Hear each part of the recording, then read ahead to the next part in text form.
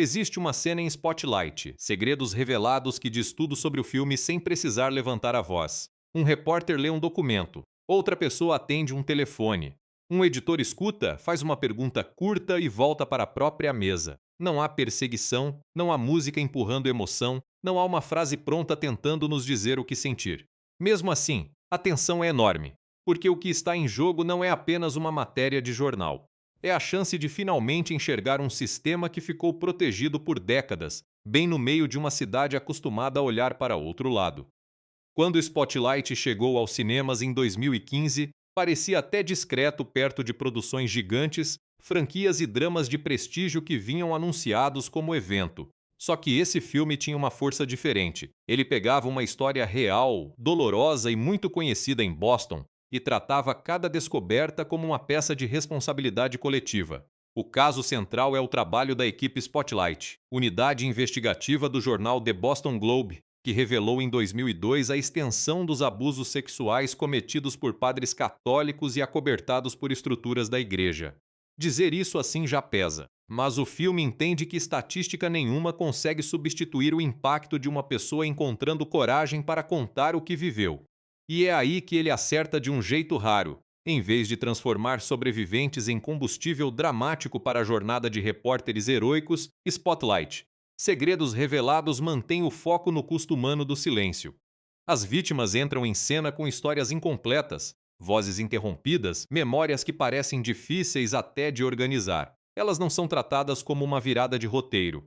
São pessoas que passaram anos carregando uma dor que os adultos, as instituições e a vizinhança permitiram que continuasse escondida.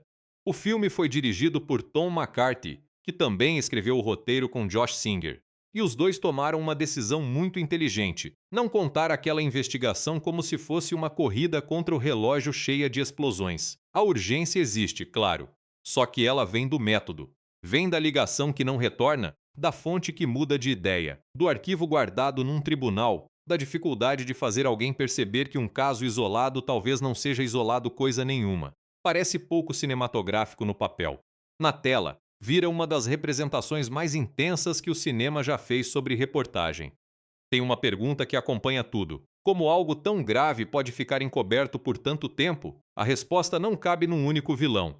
Seria confortável pensar que bastava um padre criminoso, um bispo frio ou um advogado sem escrúpulos. Spotlight recusa essa simplificação. O filme fala de uma instituição poderosa, mas também fala de uma cidade onde a Igreja Católica fazia parte da identidade das famílias, da política, das escolas, das festas e da rotina. Fala de jornais que, em algum momento, talvez tenham recebido sinais e não seguiram adiante. Fala de pessoas comuns que ouviram boatos e preferiram chamar aquilo de problema de outra família. Essa camada deixa tudo mais desconfortável, porque a pergunta deixa de ser apenas sobre Boston. Você pode trocar a cidade, mudar a instituição e até mudar a época. O mecanismo continua reconhecível. Alguém abusa de poder. Outra pessoa entende que denunciar pode custar caro. Um grupo escolhe proteger a reputação da casa. A comunidade aprende a chamar silêncio de prudência. E quando alguém finalmente abre a porta, descobre que existem muitas outras pessoas esperando há anos para serem ouvidas. O título original, Spotlight, vem do nome da equipe de investigação do Globe. Eles não eram uma redação inteira, nem um grupo de repórteres que publicava todo dia. Eram 4 profissionais separados para trabalhar em reportagens longas, às vezes por meses. Walter Robbie Robinson coordenava o time. Mike Rezendes era o repórter incansável, daqueles que não larga uma pista quando sente que ela pode levar a alguma coisa. Sasha Pfeiffer tinha uma escuta calma e firme, fundamental para conversar com fontes traumatizadas. Matt Carroll era metódico, atento a mapas, listas, registros e conexões que pareciam invisíveis até serem colocadas lado a lado. No começo da história, chega ao Globe um novo editor-chefe, Marty Baron. Ele é judeu e vem de fora de Boston e não carrega a mesma relação afetiva com as instituições locais. Liev Schreiber interpreta Baron com uma contenção quase desconcertante. O personagem não faz discursos de redenção do jornalismo. Ele lê uma nota sobre um padre acusado de abuso, pergunta por que o jornal não foi atrás dos documentos do caso e sugere que a Spotlight investigue. Parece uma ordem simples. Só que dali em diante, a cidade inteira começa a mostrar rachaduras. Essa abertura funciona porque não promete uma revelação fácil. Pelo contrário, Ela avisa que o caminho será lento, cheio de portas fechadas e de detalhes que, isolados, podem parecer insuficientes. Um advogado fala de padres transferidos. Uma vítima descreve como a confiança foi construída antes da violência. Um ex-padre explica padrões. Alguém menciona que talvez existam 13 casos. Depois surge a possibilidade de serem dezenas. Mais tarde, o número fica ainda maior. A investigação cresce porque os jornalistas não se contentam com a primeira versão. Tem algo muito bonito na paciência que o filme exige do público. Hoje a gente está acostumado a narrativas que entregam o segredo logo no início e passam o resto do tempo mostrando as consequências. Spotlight. Segredos Revelados faz o contrário. Ele deixa a compreensão se formar aos poucos. Cada conversa aprofunda o buraco, cada documento muda a escala, e quando você entende o tamanho do que estava escondido, o choque não vem de uma encenação grandiosa. Vem da clareza. Era possível saber. Havia pistas, havia relatos. Faltou disposição para juntar tudo. O longa também chegou no momento em que a confiança no jornalismo já era discutida com muita força. Redações enfrentavam cortes, jornais impressos perdiam espaço e a ideia de uma investigação demorada parecia, para muita gente, quase um luxo impossível. Por isso, ver um filme defendendo o tempo da apuração tem uma potência enorme. Não se trata de romantizar jornalista. A equipe erra, demora, esbarra em limitações e até reconhece que o próprio Globe poderia ter feito mais antes. Ainda assim, o filme mostra que trabalho rigoroso continua sendo uma das poucas ferramentas capazes de enfrentar estruturas muito fechadas, e não é uma celebração vazia da profissão. Há um incômodo real em Robbie quando ele percebe que já tinha ouvido o nome de um padre acusado anos antes e não deu atenção suficiente. Michael Keaton deixa esse peso aparecer sem transformar o personagem em mártir. É mais complicado que culpa individual. O jornal fazia parte daquela cidade e por isso também podia ter sido condicionado pelas mesmas proximidades que agora precisava examinar. A matéria não exigia só coragem para acusar a igreja. Exigia que o Globe olhasse para si mesmo. Essa honestidade dá ao filme uma dimensão humana que vai muito além do caso. Spotlight. Segredos Revelados fala sobre responsabilidade, escuta e insistência. Sobre o momento em que alguém decide não aceitar uma resposta conveniente. Sobre como uma pergunta bem feita pode abrir espaço para outra pessoa falar. E sobre a diferença entre saber de um fato e compreender a dimensão dele. No fim das contas, a força de Spotlight não está em inventar um herói maior que a vida. Está em mostrar gente comum fazendo o trabalho que precisava ser feito, apesar do desconforto. Eles telefonam, anotam, checam, voltam a telefonar. E ao fazer isso, ajudam a quebrar um silêncio que parecia inquebrável. É um filme sobre investigação, mas também sobre a dignidade de não desviar o olhar quando o que aparece é difícil demais. Para entender por que Spotlight, Segredos Revelados funciona tão bem, vale voltar para o tipo de filme que ele escolhe ser. Ele não é um thriller policial no sentido tradicional. Ninguém está correndo atrás de um criminoso numa rua escura. Também não é uma cinebiografia que acompanha uma pessoa excepcional desde a infância. É um drama jornalístico, construído sobre processos, conversas e decisões aparentemente pequenas. E talvez justamente por isso ele pareça tão verdadeiro. O filme sabe que uma reportagem histórica não nasce de um momento mágico. Ela nasce de dezenas de tarefas, separadas, parecem banais. Tom McCarthy já tinha mostrado interesse por personagens observadores e por conflitos que crescem de forma natural em filmes como O Agente da Estação e O Visitante. Em Spotlight, ele encontra um material enorme, mas escolhe tratá-lo com sobriedade. A direção evita transformar Boston numa cidade sombria de cartão postal ou os repórteres em figuras de capa. A sensação é de acompanhar uma redação viva. Telefones tocando, mesas apertadas, gente carregando pilhas de papel, conversas interrompidas porque alguém acabou de receber uma informação importante.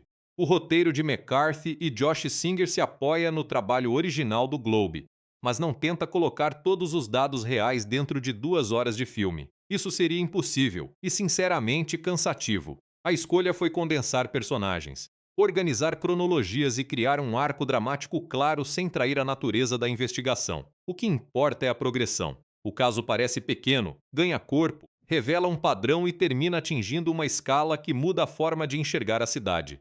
O elenco é um daqueles encontros muito felizes. Michael Keaton vive Robbie Robinson, o editor que lidera a Spotlight.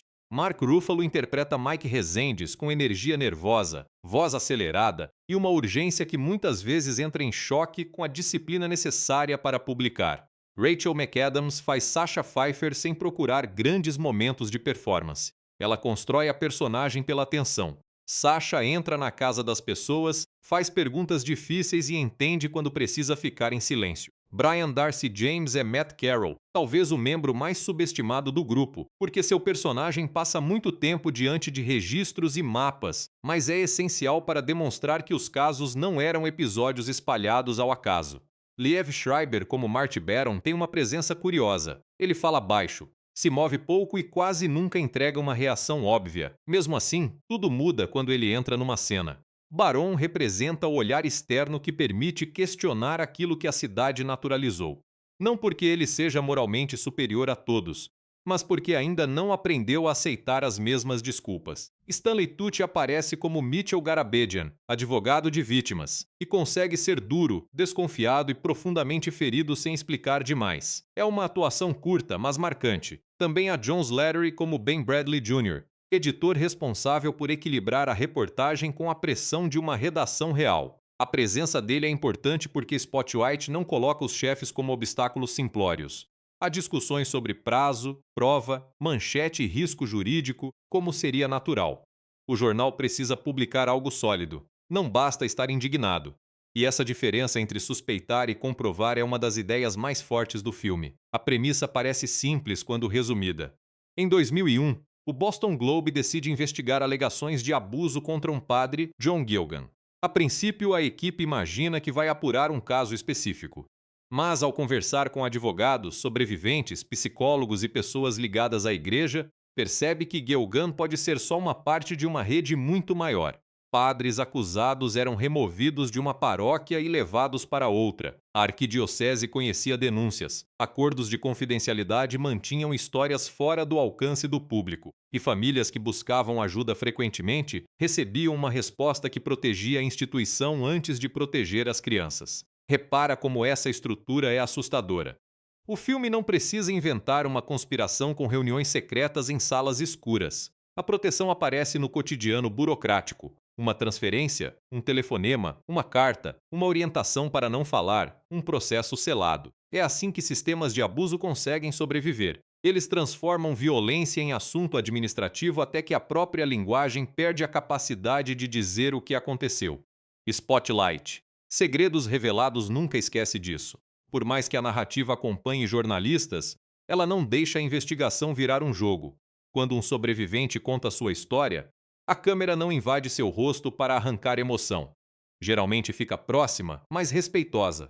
O texto evita detalhes sensacionalistas. O efeito é mais duro, porque obriga a gente a imaginar o que não é mostrado. Não há espetáculo em torno da dor. Há escuta. O contexto do lançamento também ajudou a recepção. Em 2015, filmes de jornalismo já tinham uma tradição respeitada, de todos os homens do presidente ao informante. Só que Spotlight chegou com uma energia diferente. Ele falava de imprensa em uma época de crise para a imprensa e falava de abuso institucional quando muitas organizações ainda tinham dificuldade de reconhecer sua responsabilidade. Não era apenas um filme sobre um caso antigo. Era uma discussão atual sobre poder, transparência e a fragilidade de quem denuncia. O orçamento foi modesto para os padrões de Hollywood, em torno de 20 milhões de dólares. Isso aparece não como limitação, mas como escolha estética. Não há cenários extravagantes, viagens desnecessárias nem efeitos pensados para chamar atenção.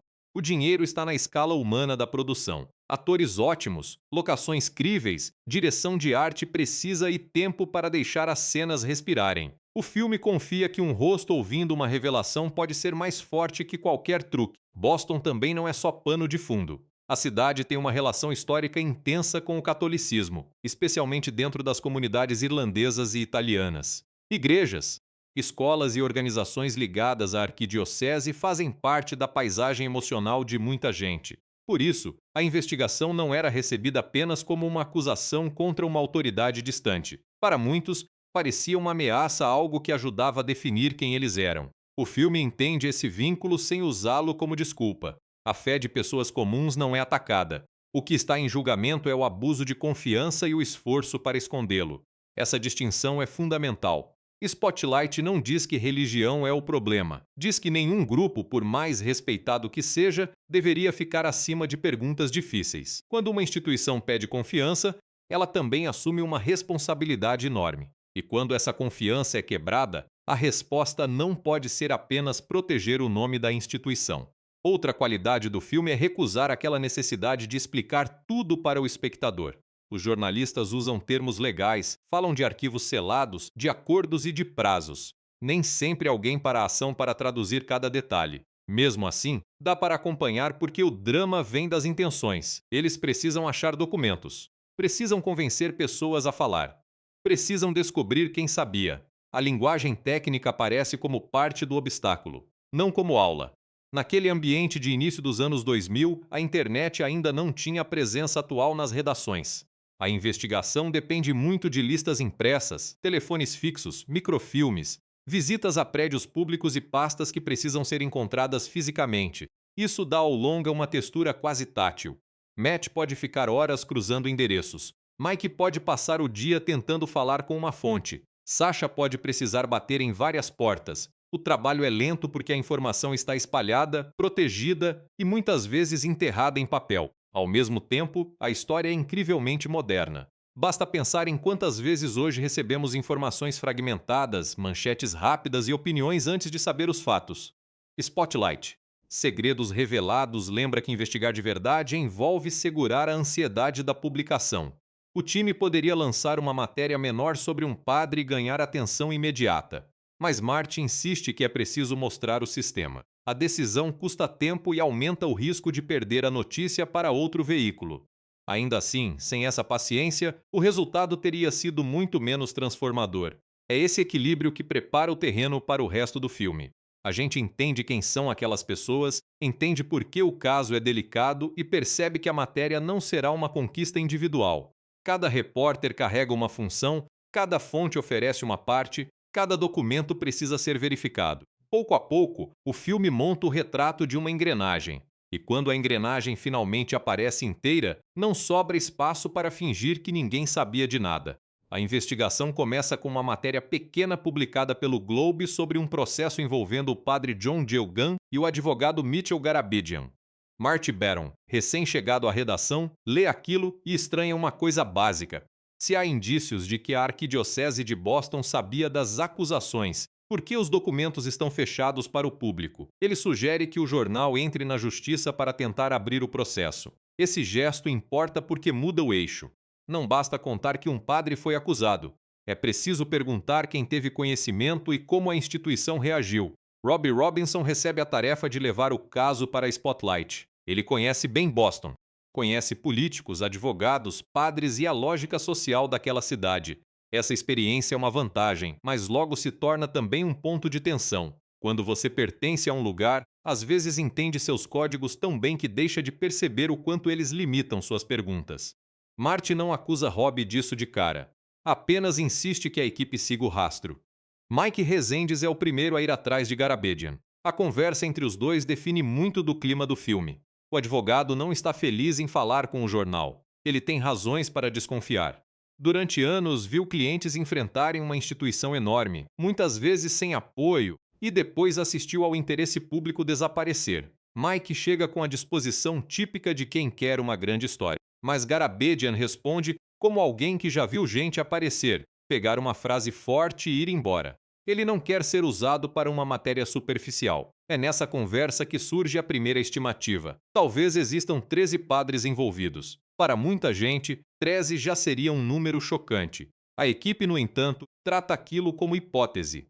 Eles não podem publicar uma cifra porque um advogado disse. Precisam encontrar nomes, processos, registros, vítimas, confirmações. Esse cuidado parece óbvio, mas é justamente o que torna a investigação sólida. O filme mostra jornalismo como uma sequência de dúvidas, não como uma máquina de certezas. Enquanto Mike corre atrás de Garabedian, Sasha Pfeiffer começa a procurar sobreviventes. Há uma diferença importante na forma como ela trabalha.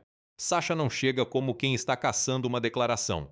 Ela apresenta o assunto, deixa a pessoa escolher se quer falar e entende que o silêncio de alguém pode não ser recusa. Pode ser medo, vergonha, exaustão. Em uma das conversas mais marcantes, Um homem chamado Phil Saviano explica que foi abusado quando era criança. A cena não tem grandes movimentos de câmera. O peso está na forma como ele tenta encontrar palavras para algo que o acompanhou pela vida inteira. Saviano não fala apenas sobre o padre, ele fala sobre o ambiente ao redor.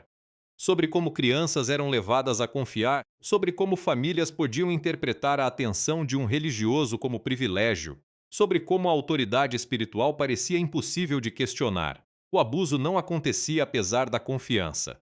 Acontecia usando essa confiança como ferramenta. E essa é uma das percepções mais dolorosas do filme. Matt Carroll assume um caminho diferente. Ele procura listas de padres, endereços de paróquias, registros de transferências e informações que possam revelar padrão. A investigação ganha outro nível quando ele conversa com Richard Sipe, ex-padre psicoterapeuta que estudou o comportamento de sacerdotes abusadores. Sipe oferece uma estimativa perturbadora. Uma porcentagem de padres pode ser abusadora, e em uma arquidiocese do tamanho de Boston, isso significaria muito mais do que 13 casos. A ideia assusta a equipe porque abre uma possibilidade quase grande demais para ser processada. Só que possibilidade não é prova. Por isso, o trabalho de Matt é tão valioso. Ele começa a cruzar endereços de padres afastados ou em tratamento com informações sobre paróquias e movimentações internas. Não é uma montagem glamourosa de detetive. Ele liga para lugares, consulta guias, pede ajuda, monta mapas. Aos poucos, percebe que certos padres foram deslocados repetidas vezes. A repetição de transferências deixa de parecer coincidência. Rob, por sua vez, tenta entender o alcance jurídico e histórico do problema. Ele fala com pessoas que conhecem a cidade, relembra coberturas antigas e visita fontes que talvez tenham ouvido alguma coisa. Numa dessas passagens, fica claro que o Globe já teve contato com pistas no passado. Não havia compreensão completa, nem o volume de evidências, mas havia sinais. O filme não suaviza essa constatação. Rob sente a ferroada. Não porque ele seja responsável pelos crimes, e sim porque um jornal existe justamente para não deixar certos sinais se perderem. Essa parte do enredo é fascinante porque não depende de uma revelação única. A matéria cresce como uma rede. Cada pessoa consultada aponta para outra. Um nome leva a um processo. Um processo leva a uma vítima. Uma vítima cita uma instituição. A instituição revela um padrão administrativo. Em determinado momento, os jornalistas entendem que não estão investigando apenas homens que cometeram abusos. Estão investigando a estrutura que permitiu que eles continuassem perto de crianças depois de denúncias. Tem também a resistência de quem não quer falar. Algumas portas se fecham porque as pessoas ainda frequentam a igreja, outras porque temem conflito com a família. Há quem tenha aceitado acordos e não queira reviver tudo. Há quem ache que ninguém vai acreditar. Spotlight.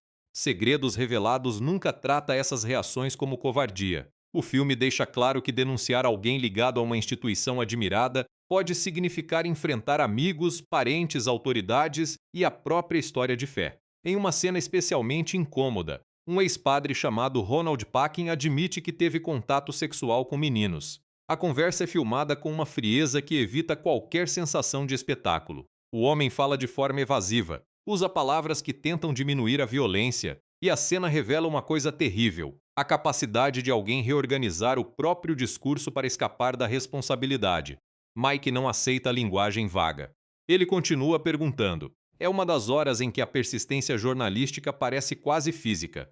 O caso de Geoghegan continua sendo a porta de entrada, mas a Spotlight percebe que ficar só nele seria repetir um erro antigo, tratar uma tragédia sistêmica como exceção. Marty Baron pressiona por uma matéria maior. Ele quer que o jornal mostre a extensão do mecanismo, não apenas o rosto mais conhecido dele. Para Mike, que está ansioso para publicar, isso é frustrante. Ele tem material forte, depoimentos, a sensação de que cada dia sem matéria é mais um dia em que o silêncio vence. Mas o filme mostra por que Marty está certo. Uma denúncia isolada poderia gerar indignação. Uma investigação estruturada poderia mudar a conversa inteira. O primeiro ato termina com esse deslocamento de perspectiva. Não se trata mais de descobrir se há um padre acusado. Trata-se de descobrir quantos sacerdotes foram protegidos, quem sabia e por que os mecanismos legais e sociais não interromperam aquilo. Essa mudança aumenta muito a responsabilidade da equipe. Agora qualquer erro pode ser usado para desacreditar tudo.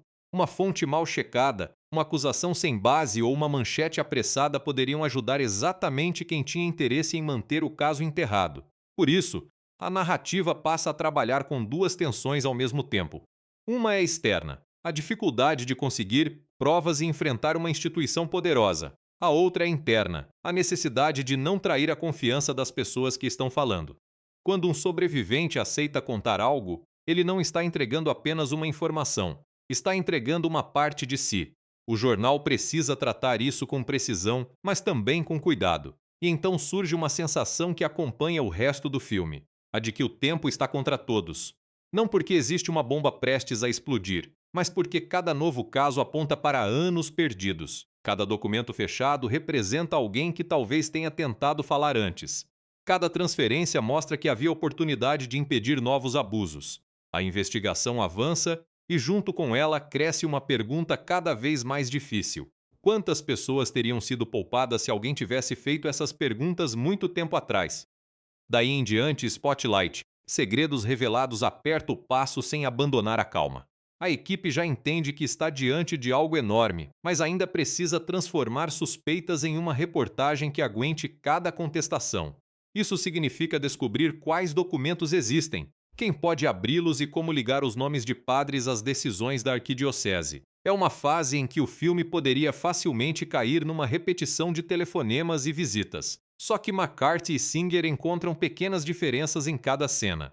Uma fonte oferece esperança, outra revela um limite. Um documento parece decisivo, mas chega incompleto. A investigação avança aos trancos, como quase toda apuração séria avança. Mike continua focado em Mitchell Garabedian. Aos poucos, a relação entre os dois muda. No início, o advogado vê o repórter como mais um profissional interessado em usar o caso. Mais tarde, percebe que Mike está disposto a ouvir e a fazer o trabalho inteiro. Mesmo assim, Garabedian não se torna um aliado fácil. Stanley Tucci dá a ele uma mistura de irritação, lucidez e tristeza que evita qualquer glamorização.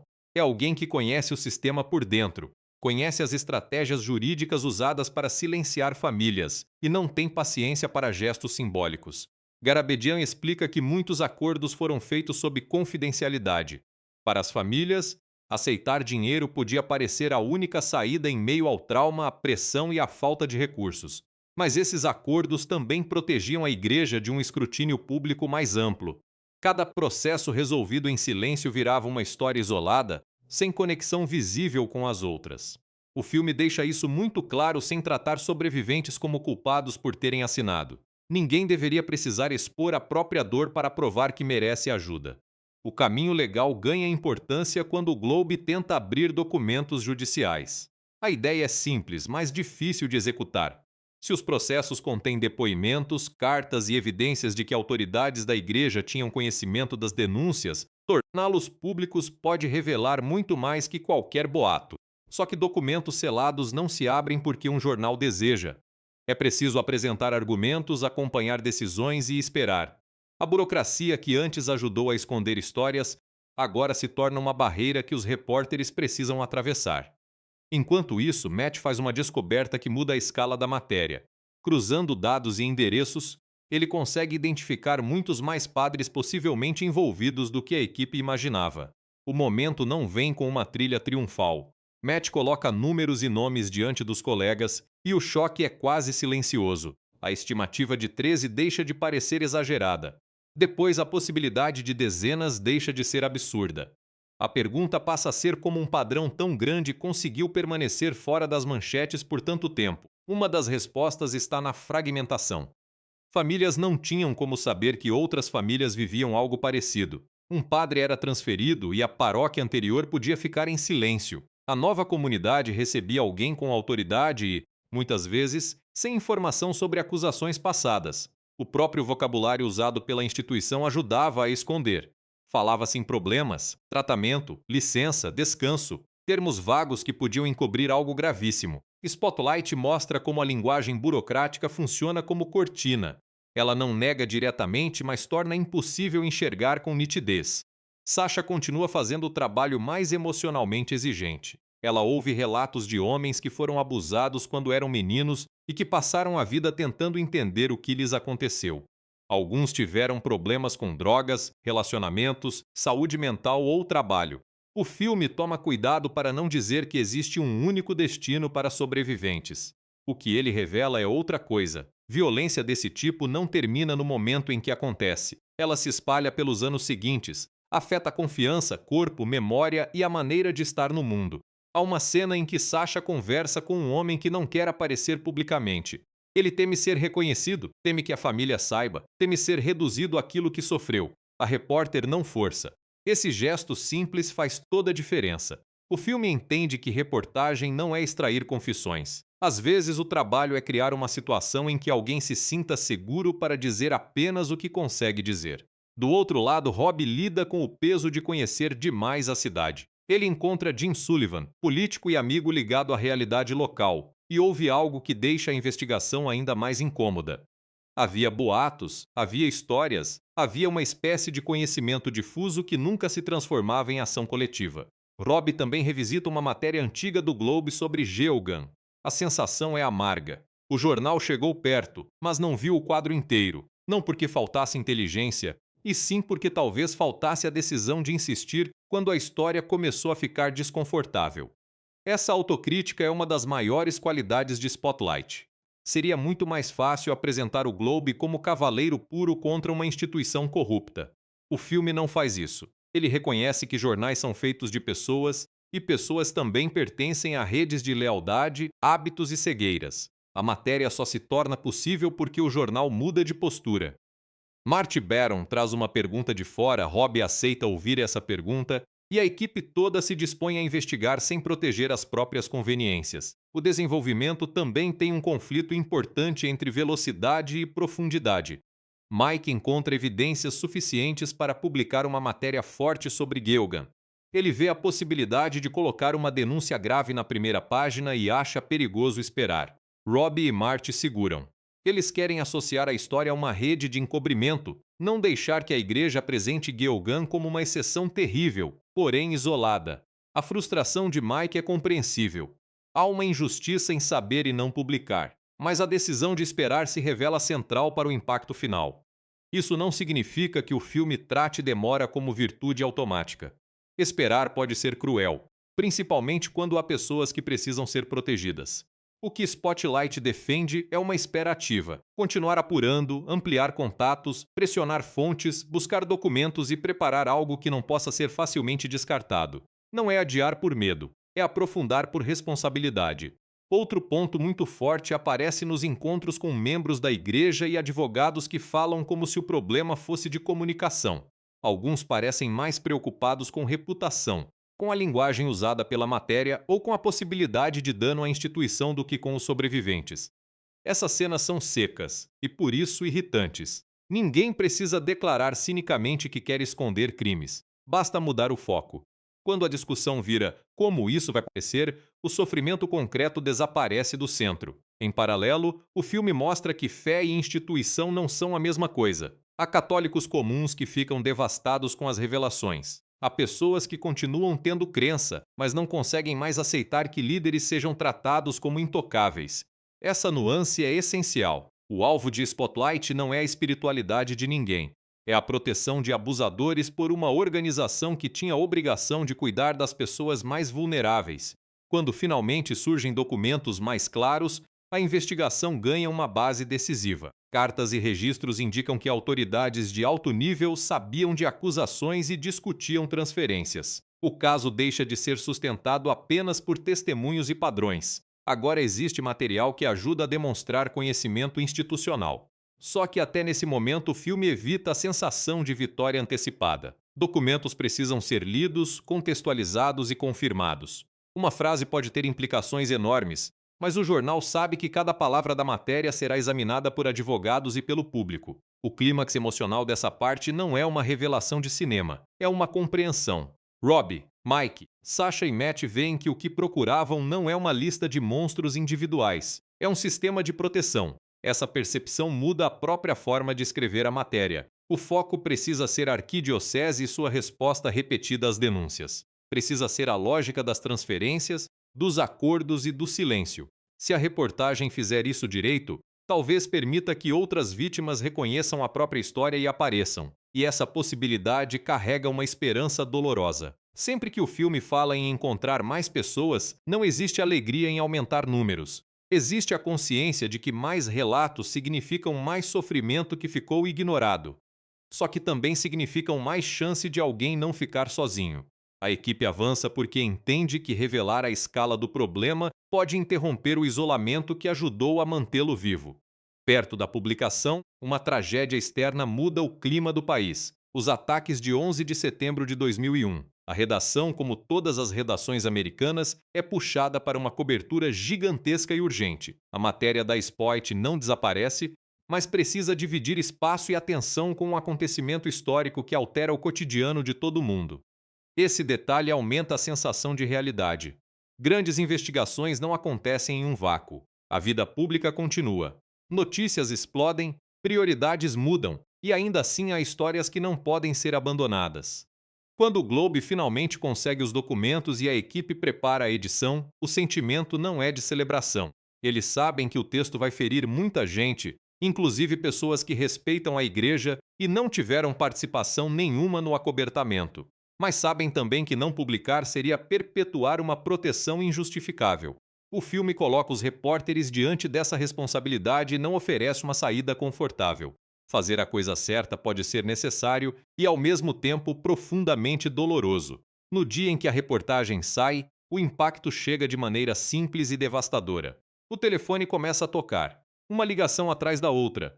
Pessoas contam histórias, perguntam o que fazer, reconhecem nomes, dizem que também foram vítimas. Não há uma cena de aplausos na redação. A gente atendendo. É a imagem perfeita do que a matéria significava. Não um fim, mas uma abertura. A publicação não resolveu o dano. Ela tornou impossível continuar fingindo que ele não existia. Uma das razões pelas quais Spotlight, Segredos Revelados, envelhece tão bem é que ele não depende de um protagonista absoluto. A investigação funciona porque existe um grupo, e o filme dá espaço para que cada pessoa revele um jeito diferente de lidar com o trabalho. Isso parece simples, mas não é. Muitos filmes sobre equipes acabam distribuindo funções de forma mecânica. Um é o engraçado, outro é o gênio, outro é o coração. Aqui as diferenças surgem no ritmo, nas conversas e nas pequenas reações. Robbie Robinson é o centro mais próximo que o longa tem. Michael Keaton interpreta esse editor como um homem acostumado a resolver coisas, circular por Boston e negociar com gente influente. Ele não é apresentado como um idealista puro. Tem relações antigas, conhece os atalhos da cidade e, em alguns momentos, parece carregar a confiança de quem sempre se sentiu em casa naquele ambiente. Só que a investigação desmonta essa segurança aos poucos. Rob percebe que conhecer a cidade não é o mesmo que enxergá-la. Keaton faz algo muito bom com os silêncios do personagem. Quando Rob descobre que o Globe já publicou uma matéria pequena sobre Gilgan anos antes, ele não entra numa crise teatral. O rosto muda, a postura endurece, e a culpa fica ali. É uma culpa profissional, mas também pessoal. O jornal tinha uma pista. Ele talvez tenha ouvido um nome. A cidade, que ele conhece tão bem, estava contando uma história bem diante dele sem que ele a escutasse até o fim. Essa falha não destrói o personagem. Ela o torna mais interessante. Rob não precisa ser inocente para agir corretamente agora. Pelo contrário, parte de sua força vem de aceitar que o Globe tem uma dívida com aquela história. Ele não transforma a culpa em discurso sobre si mesmo. Usa o desconforto para insistir na matéria. É um tipo de maturidade rara. Reconhecer que você poderia ter feito mais sem fingir que a descoberta da própria omissão basta como reparação. Mike Rezendes é quase o oposto em energia. Mark Ruffalo entra em cena como se sempre estivesse um pouco adiantado em relação ao mundo. Mike fala rápido, se movimenta rápido, abre arquivos, faz ligações, fica frustrado quando uma fonte não retorna. Esse ritmo poderia tornar o personagem irritante, mas Ruffalo encontra o lado generoso dele. Mike não está correndo por vaidade. Ele se sente fisicamente incomodado com a ideia de ter uma informação importante e não levá-la ao público imediatamente. O conflito de Mike com a decisão de adiar a matéria sobre Gilgan é revelador. Ele não discorda porque quer aparecer. Ele olha para a história pela ótica do sobrevivente que ainda pode estar esperando alguém dizer em voz alta o que aconteceu. Para ele, cada dia importa. Robbie e Marty enxergam a necessidade do quadro completo. Mike enxerga a urgência do caso individual. Os dois lados têm lógica, e o filme não humilha nenhum deles. Essa é uma forma muito boa de escrever conflito. Não criar uma pessoa irresponsável e outra sábia, mas colocar valores legítimos em choque. Mike também tem algumas das cenas mais difíceis com fontes. A conversa com Ronald Packin mostra sua capacidade de sustentar o desconforto. Ele faz perguntas diretas, não deixa o entrevistado se esconder atrás de eufemismos e, ainda assim, não parte para uma encenação de raiva que daria ao homem uma rota fácil de fuga. É uma cena de escuta agressiva no melhor sentido. Escuta que não permite que a linguagem suavize violência. Sasha Pfeiffer é construída por Rachel McAdams com uma precisão impressionante. Em filmes assim, a repórter que fala com vítimas poderia virar apenas a personagem empática do grupo. Sasha é mais que isso. Ela é competente, cuidadosa e sabe que empatia não significa falta de rigor. Quando alguém fala, ela não completa a frase, não força uma reação e não oferece conforto falso. Ela fica presente. Às vezes, a presença é tudo o que uma entrevista precisa para continuar. As cenas de Sasha mostram um lado essencial do jornalismo investigativo que muitas representações deixam de lado: a responsabilidade de não transformar dor em material. O objetivo da reportagem é público, mas a conversa acontece entre duas pessoas. Para alguém contar uma violência sofrida na infância, precisa acreditar que a outra pessoa vai tratar aquela memória com seriedade. McAdams transmite isso no olhar. Sasha registra detalhes, sim, mas sua atenção nunca parece predatória. Matt Carroll talvez seja quem mais trabalha longe do centro dramático, e Brian Darcy James entende exatamente o valor dessa posição.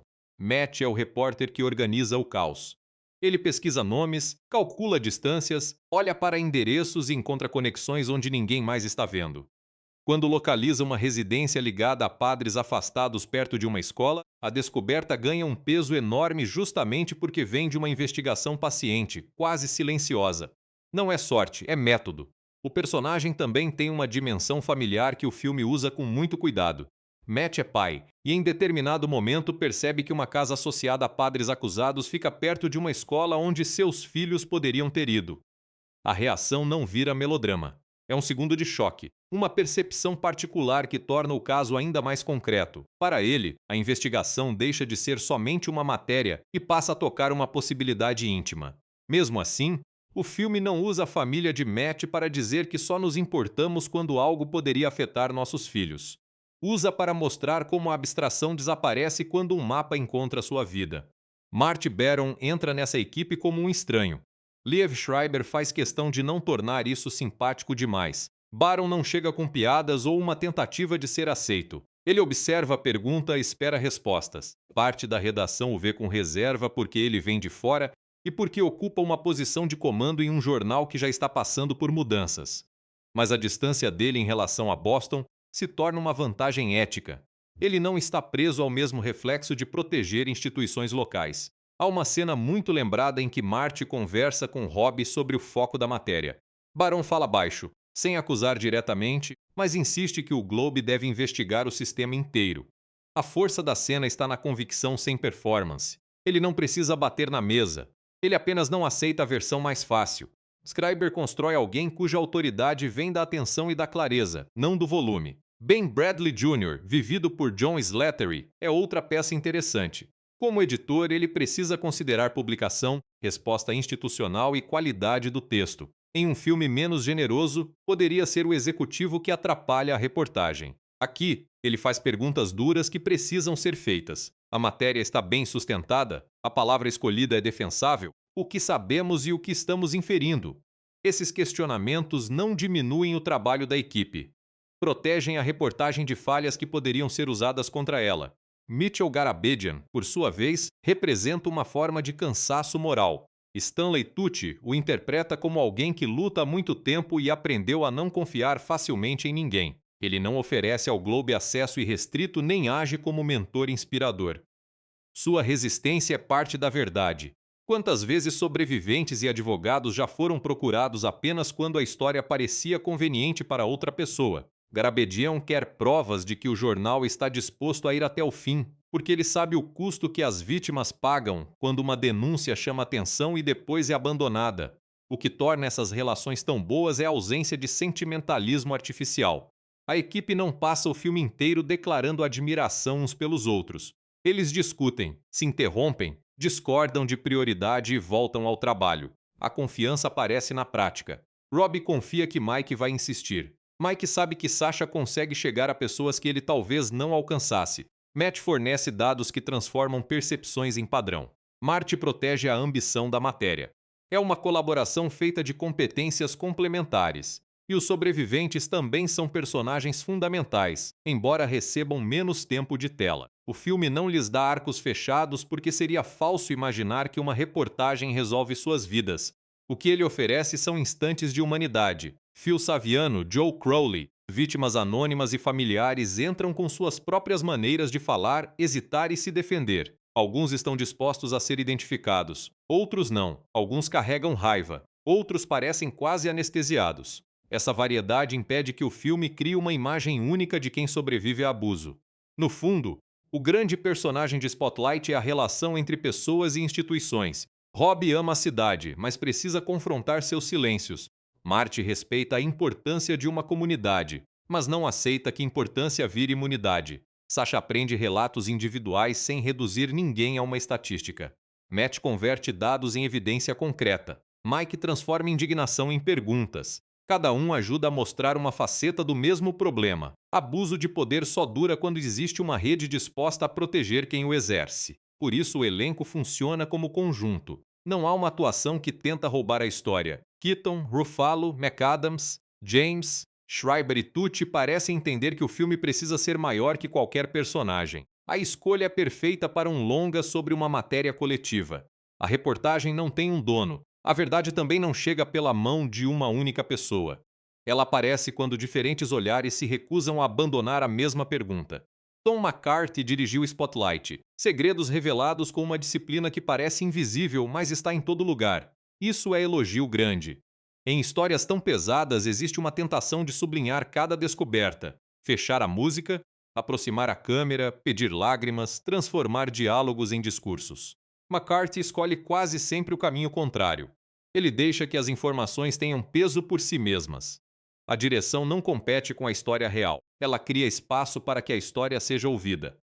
O estilo visual do filme acompanha essa ideia. A câmera costuma ficar na altura dos personagens, circulando por escritórios, salas de arquivo, corredores e cozinhas sem chamar atenção para o próprio movimento.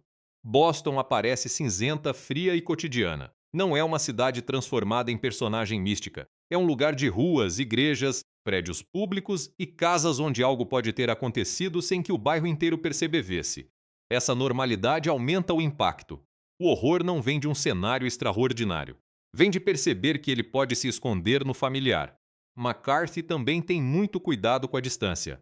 Nas entrevistas com sobreviventes, ele não coloca a câmera em cima do rosto de alguém como se procurasse uma lágrima para confirmar que a dor é real. Muitas vezes, o enquadramento mantém os dois lados da conversa, a fonte e o jornalista ouvindo. Isso reforça que aquelas cenas são encontros, não confissões fabricadas para o público. A escuta importa tanto quanto a fala. Outra decisão excelente é não recriar os abusos. Seria possível colocar flashbacks, imagens fragmentadas, trilha ameaçadora e tudo o que o cinema costuma usar para representar trauma. Spotlight se recusa a fazer isso. O passado chega por palavras, pausas e reações. É uma escolha ética e dramática. Ética porque não transforma violência contra crianças em imagem de impacto. Dramática porque deixa a imaginação do espectador trabalhar num terreno muito mais doloroso que qualquer encenação explícita. O filme também entende o valor do espaço. A redação do Globe é apertada, cheia de interrupções. Ninguém tem uma sala enorme para fazer monólogos. Isso cria uma sensação de coletivo. As mesas ficam próximas, informações circulam. Alguém pode ouvir uma conversa e contribuir. Já os ambientes institucionais tendem a parecer mais fechados. Escritórios de advogado, tribunais, prédios da igreja. A geografia reforça sem precisar explicar. O jornal busca abrir. O sistema investigado se protege em portas, arquivos e protocolos. Há uma modéstia muito calculada no ritmo. McCarthy não acelera artificialmente as cenas de pesquisa. Ele permite que a gente acompanhe Mike deixando mensagens, Matt verificando um dado, Sasha esperando uma resposta. Em outro filme, isso poderia soar repetitivo. Aqui, cada ação acumula tensão porque sabemos o que está em jogo. A demora vira assunto. Quando uma fonte não retorna, não é só um contratempo narrativo. É mais uma prova de que falar pode ser perigoso. Essa direção conversa diretamente com a escrita de Josh Singer. O roteiro evita explicações grandiosas e prefere diálogos de trabalho. Pessoas perguntam: "Você tem o documento? Quem mais sabe disso? Podemos confirmar?" Essas perguntas carregam o filme. Não são frases decoradas para trailer, são ferramentas, e cada uma delas move a investigação um passo adiante. McCarthy vinha de filmes em que a observação de personagens era central. Em O Agente da Estação, ele trabalhava com encontros improváveis e solidão. Em O Visitante, tratava de deslocamento e relações humanas diante de estruturas impessoais. Spotlight amplia essa sensibilidade para uma narrativa maior, mas mantém atenção às pessoas. Mesmo quando está falando de uma instituição gigantesca, o filme nunca perde de vista o rosto de quem precisa tomar uma decisão difícil. A visão criativa do diretor também aparece na recusa de criar vilões de desenho animado. Alguns personagens ligados à igreja são claramente evasivos, e o filme não passa pano. Mas McCarthy sabe que a questão mais assustadora não é uma maldade caricata. É a normalidade de decisões que, uma após outra, protegem o poder. Um advogado pode escolher um acordo. Um bispo pode transferir alguém. Um amigo pode sugerir que não vale a pena mexer no assunto. Isoladamente, cada gesto pode ser apresentado como prudência. Juntos, formam um sistema de impunidade. Essa abordagem exige confiança no público. O filme não para dizer: "Agora entendam que isto é uma crítica às instituições." Ele mostra a instituição funcionando e deixa a conclusão nascer. Quando Matt percebe que certos padres foram enviados a uma casa perto de escola, ninguém precisa explicar a gravidade em voz alta. O silêncio da equipe já informa tudo. Também é importante notar o equilíbrio entre indignação e precisão. Um filme sobre esse tema poderia se tornar apenas uma acusação longa, o que talvez fosse compreensível, mas reduziria sua força dramática. McCarthy mantém a indignação presente, porém a submete ao processo de apuração. Os personagens sentem raiva, frustração e horror, mas precisam continuar perguntando, checando e escrevendo. Essa disciplina não esfria o filme, ela impede que a emoção substitua a verdade. Na construção das cenas, o diretor privilegia relações de poder sutis. Marty Baron raramente precisa dizer que é o chefe. Sua posição aparece em uma pergunta colocada na hora certa. Garabedian não precisa levantar a voz para mostrar desconfiança. Robbie não precisa explicar que se sente culpado. Basta a hesitação diante de uma matéria antiga. É um cinema de detalhes. E detalhes são especialmente importantes numa história em que tudo começa porque alguém decide olhar melhor para o que parecia pequeno. O final confirma essa postura. Depois que a matéria sai, o filme não corta para discursos, homenagens ou grandes manchetes celebrando os repórteres. Ele mostra telefones tocando e pessoas atendendo. A vitória, se existe, não pertence ao jornal. Ela pertence à abertura de espaço para mais gente falar. McCarthy entende que a publicação é um marco, mas não é a solução. A direção evita a falsa sensação de que 2 horas de cinema podem fechar uma ferida de décadas. É por isso que Spotlight parece tão maduro. Ele não quer impressionar pelo tamanho. Quer ser exato. Quer que a gente sinta o peso de um documento, a demora de uma decisão judicial, a dificuldade de uma ligação. E quando o filme termina, essa precisão continua trabalhando dentro da cabeça da gente. Você lembra de cenas pequenas porque elas carregam o mundo inteiro. Uma porta que não abre, uma frase que não vem, uma lista que cresce, um telefone que toca sem parar. A jornada de produção de Spotlight, Segredos Revelados, começa com um desafio delicado. Como transformar uma investigação real, extensa e ainda dolorosa em filme sem reduzir sobreviventes a personagens de apoio? Tom McCarthy e Josh Singer passaram anos desenvolvendo o projeto. A matéria original do Boston Globe tinha uma quantidade enorme de nomes, processos, cronologias e consequências. Era preciso escolher.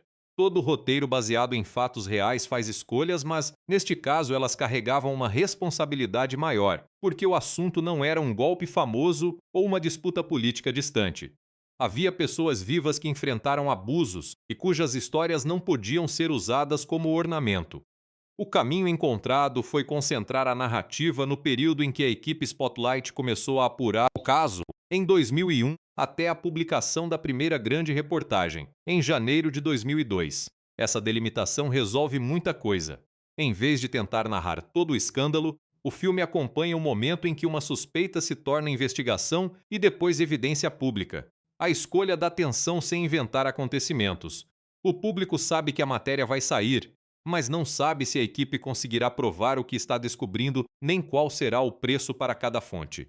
McCarthy e Singer conversaram com integrantes reais da equipe Spotlight e com várias pessoas ligadas ao caso. Walter Robb, Sasha Pfeiffer, Mike Rezendes e Matt Carroll puderam explicar não apenas fatos, mas o jeito como uma redação funciona. Isso aparece em detalhes muito bons. A forma como repórteres compartilham informações, a diferença entre uma pista e uma confirmação, a irritação quando alguém publica algo sem aviso, a mesa tomada por papéis, a reunião em que todos tentam entender o que já sabem. Não parece uma versão de Hollywood de jornalismo. Parece trabalho. Claro que houve condensação. Alguns personagens representam funções exercidas por mais de uma pessoa, e certas conversas foram organizadas para que o público acompanhasse a investigação sem se perder. Mas a produção preserva a verdade essencial da matéria, a importância da equipe, a paciência da apuração e a existência de um encobrimento institucional. Esse é um bom exemplo de adaptação responsável. Fidelidade não é copiar cada telefonema real, é não alterar o sentido profundo dos acontecimentos para fabricar uma emoção mais fácil. O elenco foi escolhido com esse espírito. Michael Keaton estava vivendo uma fase de enorme reconhecimento depois de Birdman, mas entra em Spotlight sem usar o carisma para dominar o filme. Mark Ruffalo, Rachel McAdams, Brian Darcy James e Liev Schreiber também chegam com carreiras fortes, porém aceitam uma dinâmica de conjunto. É uma decisão de produção muito acertada. Quando a história é sobre uma investigação coletiva, seria estranho ter um ator transformando tudo em jornada individual de redenção. As filmagens aconteceram principalmente em Boston e arredores, usando locações que ajudassem a dar textura real ao filme. A produção precisava recriar uma cidade muito específica no começo dos anos 2000, antes de smartphones dominarem a rotina e antes de redações passarem por transformações ainda mais radicais. Isso não significava construir enormes cenários de época. Significava acertar detalhes. Monitores antigos, telefones, arquivos, jornais impressos, carros, roupas e a aparência de uma redação que ainda tinha papel como ferramenta central. O The Boston Globe colaborou com a equipe, e a recriação do ambiente jornalístico se beneficia desse acesso. A redação não parece uma sala de escritório genérica com algumas pilhas de jornal espalhadas. Ela tem desordem organizada, circulação, ruídos e uma sensação de que centenas de notícias estão acontecendo ao mesmo tempo. A Spotlight ocupa um canto dessa máquina maior. Isso reforça a ideia de que uma grande investigação nasce dentro de uma rotina cheia de outras obrigações. Trabalhar em Boston trazia outra questão. A cidade real carregava memórias muito vivas do caso. A produção não podia se comportar como visitante interessado apenas em usar prédios históricos para dar autenticidade. Havia uma comunidade que conhecia os acontecimentos, pessoas que viveram o impacto da matéria e uma relação complexa com a igreja. O filme escolhe não explorar símbolos religiosos como provocação visual barata. Igrejas aparecem porque fazem parte da cidade.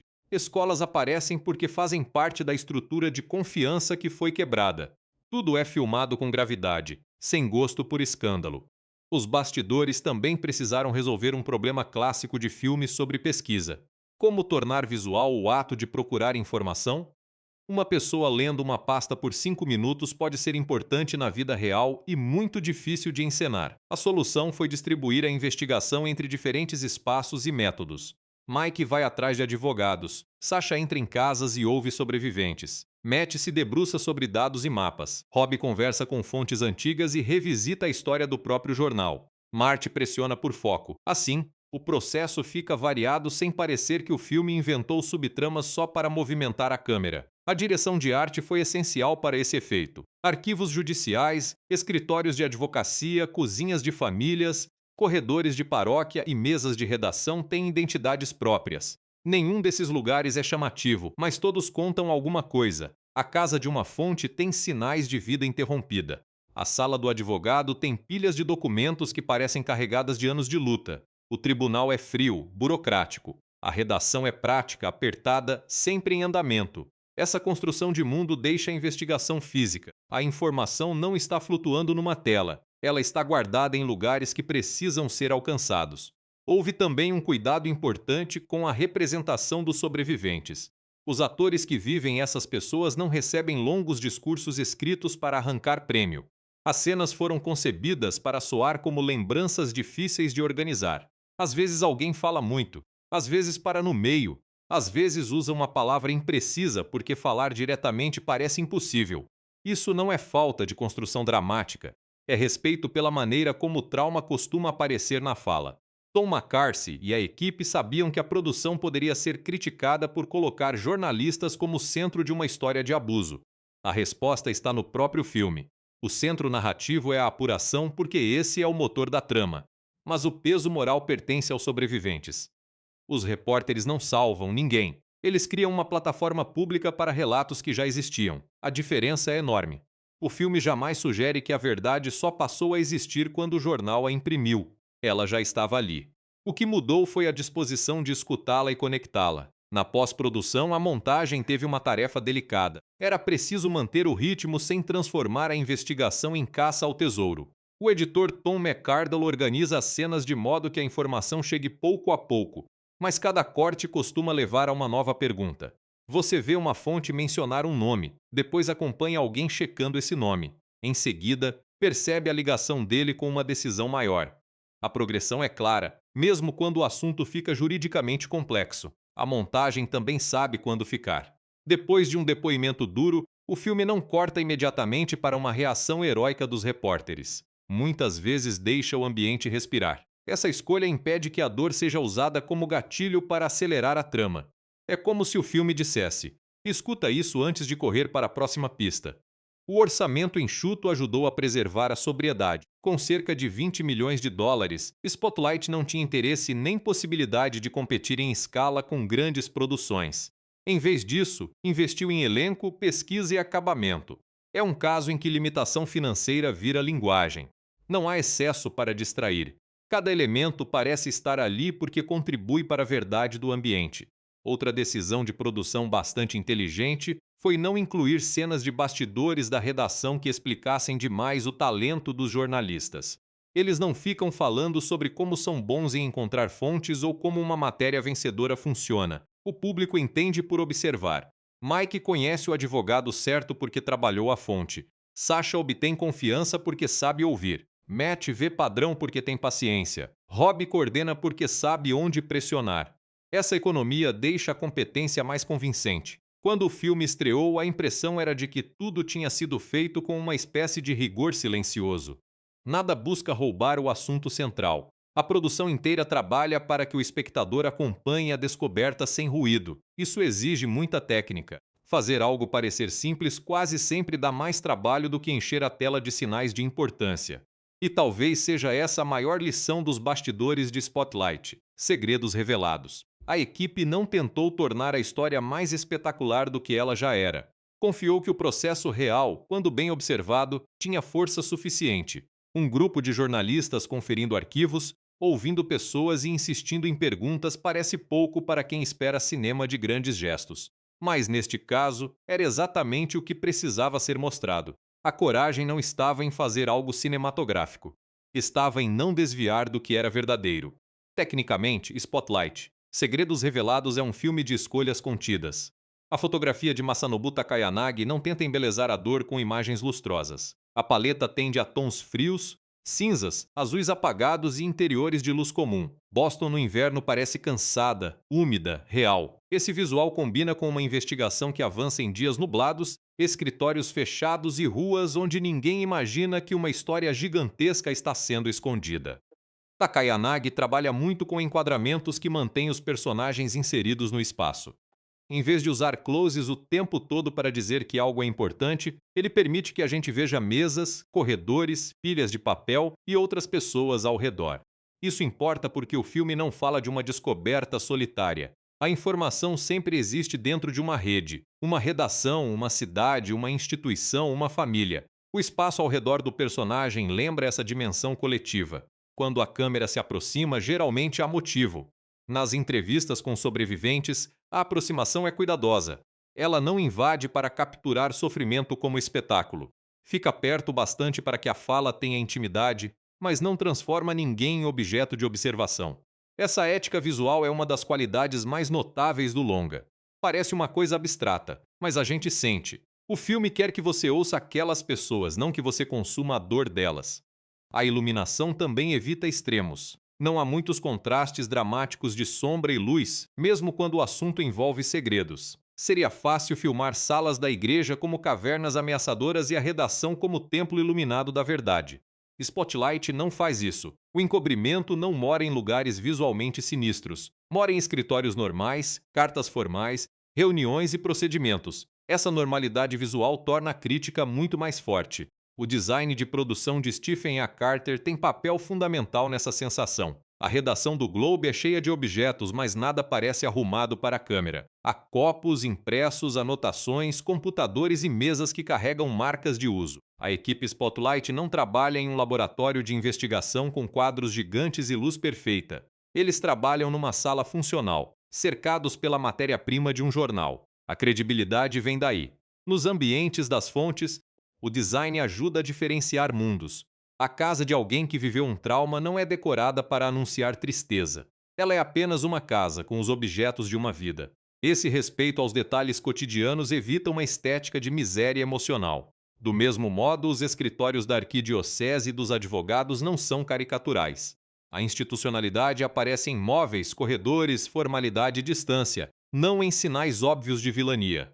O figurino de Wendy Tchuk é discreto e muito eficiente. Roupas de trabalho do começo dos anos 2000 aparecem sem transformar a época em fantasia nostálgica.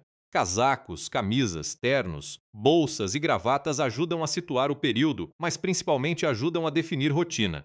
Rob veste peças que combinam com alguém integrado ao ambiente de Boston. Marty tem uma aparência mais impessoal, quase sem marcas locais. Mike parece sempre pronto para sair correndo atrás de uma fonte. Sasha se veste para circular por diferentes casas e ambientes sem chamar atenção. São escolhas sutis, porém coerentes. O som é outro ponto decisivo. A trilha de Howard Shore é usada com muita economia. Ela não entra para forçar indignação nem para avisar que uma revelação é emocionante. Muitas cenas dependem apenas de ruídos de ambiente. Telefone tocando, páginas virando, passos, portas, teclados. Essa ausência de manipulação musical faz com que, quando a trilha aparece, ela tenha um peso muito maior. É uma música melancólica, contida, quase sempre sustentando a sensação de que algo importante está sendo descoberto sem tentar roubar a cena. Howard Shore é conhecido por composições grandiosas em filmes muito diferentes, mas aqui mostra uma face minimalista. A música não tenta dizer que os jornalistas são heróis. Ela acompanha o processo de percepção. Em alguns momentos, parece carregar a tristeza de tudo que foi escondido. Em outros, a determinação de continuar. Essa moderação é perfeita. Uma trilha triunfal teria sido um erro enorme num filme cujo clímax envolve pessoas descobrindo quantas outras sofreram. A edição de Tom McArdle dá ao longa uma pulsação particular. Não é lenta no sentido de parada. É paciente. Há cenas curtas de telefonemas e deslocamentos, reuniões mais longas em que a equipe organiza dados, entrevistas que deixam espaço para pausas. A montagem entende que ritmo não significa velocidade constante. Ritmo é saber quanto tempo uma informação precisa para assentar antes que a próxima chegue. Repara, por exemplo, em como o filme lida com descobertas numéricas. Quando um personagem percebe que pode haver muito mais padres envolvidos do que se imaginava, a edição não corta para uma sequência de manchetes ou mapas explodindo na tela. Deixa os jornalistas processarem. A reação contida faz o número crescer dentro do espectador. É muito mais eficaz que uma ênfase óbvia. O trabalho de som direto também contribui para o naturalismo. As falas têm sobreposição ocasional, interrupções e aquela textura de ambientes onde sempre há algo acontecendo ao redor. Ninguém fala como se estivesse recitando uma tese para uma plateia. Na redação, pessoas conversam enquanto outras atendem telefone. Em entrevistas, a respiração e os silêncios fazem parte da cena. Essa construção sonora dá ao filme uma vida que seria perdida se tudo estivesse limpo demais. Não há efeitos visuais chamativos e isso faz parte da proposta. Os efeitos, quando usados, servem para reconstruir época, integrar locações ou apagar elementos modernos. São invisíveis como deveriam ser. Spotlight não precisa de espetáculo visual porque seu suspense vem de conexões mentais. Um endereço corresponde a uma paróquia. Um documento confirma uma conversa. Um nome se repete. A grande imagem do filme é uma rede, e ela é formada na cabeça da gente. Até os movimentos de câmera obedecem a essa lógica. Não há uma câmera trêmula o tempo todo tentando fabricar urgência. Os movimentos são controlados, acompanhando personagens pelos espaços. Quando alguém entra numa sala ou cruza uma rua para encontrar uma fonte, a câmera vai junto de forma observadora. Isso cria proximidade sem histeria. É uma decisão que permite que a atuação e o texto conduzam a atenção. O resultado técnico é tão bem integrado que muita gente pode sair do filme pensando apenas na história e nas performances. Isso é sinal de trabalho excelente. Fotografia, som, montagem, arte e figurino não pedem aplauso separado. Eles constroem a atmosfera em que a investigação se torna crível. O filme parece fácil porque todos os departamentos estão empurrando na mesma direção. E essa direção é a clareza. Cada escolha técnica ajuda a enxergar. A fotografia não embeleza demais. A montagem não atropela. A trilha não manipula. A arte não distrai. O som não limpa a vida. Tudo contribui para que o espectador acompanhe pessoas tentando tirar uma história da escuridão burocrática e colocá-la à vista de todos. Isso combina de modo profundo com o tema. Um filme sobre jornalismo investigativo precisa ser legível, não no sentido de simplista, mas no sentido de não esconder o essencial atrás de estilo. Spotlight, Segredos Revelados poderia ser mais vistoso. Seria pior. Sua força técnica está em entender que, diante de uma história assim, a forma mais respeitosa de filmar é deixar as pessoas, as provas e as perguntas ocuparem o primeiro plano. Quando se fala em curiosidades de Spotlight, Segredos Revelados, a primeira coisa importante é lembrar que muitos dos detalhes mais impressionantes não foram inventados para o cinema. A equipe real do Boston Globe de fato era chamada Spotlight e tinha como especialidade investigações longas. O nome não era apenas uma metáfora bonita criada por roteiristas. Era a identidade de um grupo pequeno dentro de uma redação grande, acostumado a seguir histórias por semanas ou meses até que elas estivessem prontas. Walter Robbie Robinson, Mike Rezendes, Sacha Pfeiffer e Matt Carroll eram pessoas reais. O filme toma liberdades de composição e simplifica alguns eventos, como qualquer adaptação precisa fazer, mas preserva a dinâmica central de uma equipe com habilidades diferentes. Isso ajuda a explicar por que as cenas de trabalho soam tão convincentes. Elas não partem de uma ideia genérica de como jornalistas conversam, partem de relatos de quem viveu aquela rotina. Uma curiosidade especialmente forte envolve a abertura. A primeira cena do filme acontece em 1976, numa delegacia, e mostra uma denúncia sendo tratada de maneira abafada. O Globe ainda não está na história. A cena estabelece, sem precisar de explicação longa, que o problema vinha de décadas antes e que já existiam oportunidades de resposta. Também mostra como instituições diferentes podiam convergir para manter tudo fora do alcance público. Não é uma cena de ação, mas cria uma sensação de passado enterrado que acompanha o longo inteiro. Outra escolha marcante é o uso do telefone no final.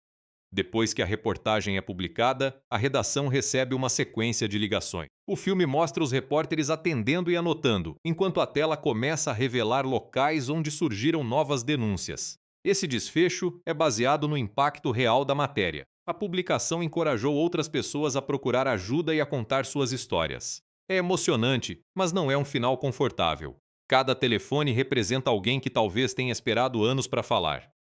Marty Baron, o editor-chefe interpretado por Liev Schreiber, era relativamente novo no Globe quando a investigação começou. A condição de recém-chegado é central. O filme sugere que ele conseguiu perguntar o que outros talvez não perguntassem porque ainda não estava preso às mesmas relações sociais de Boston. Na vida real, Baron também foi importante por apoiar a investigação e insistir em olhar além do caso individual. Mais tarde, ele ficaria conhecido por comandar o The Washington Post em outra fase histórica do jornalismo americano. O título brasileiro, Spotlight, Segredos Revelados, acrescenta uma explicação mais direta ao nome original. Em inglês, Spotlight carrega o nome da equipe e a ideia de colocar luz em algo. No Brasil, o complemento deixa claro que se trata de revelação de segredos. Não é uma mudança ruim, embora o original tenha uma precisão especial. O foco não está só no segredo, mas no método de iluminá-lo. Muitos espectadores ficam surpresos ao saber que Mark Ruffalo quase perdeu a voz em algumas filmagens por causa do modo intenso como interpretava Mike Rezendes. A voz rouca e o ritmo acelerado do personagem viraram uma de suas marcas no filme. Ruffalo cria um repórter que parece estar sempre no limite entre a ansiedade e a indignação. É uma atuação que poderia facilmente escorregar para exagero, mas funciona porque existe uma vulnerabilidade por baixo da energia. Rachel McAdams também chama atenção por uma escolha oposta.